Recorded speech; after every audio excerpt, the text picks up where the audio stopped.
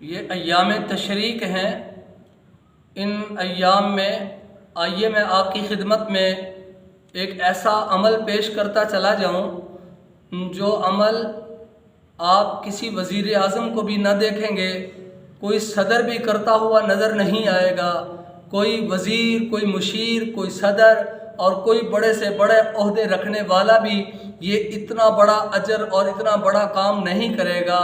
آپ نے کبھی دیکھا ہو کہ کوئی سونے کے سکے بانٹ رہا ہو، لیکن میرے پاک پیغمبر صلی اللہ علیہ وسلم نے فرمایا کہ جو شخص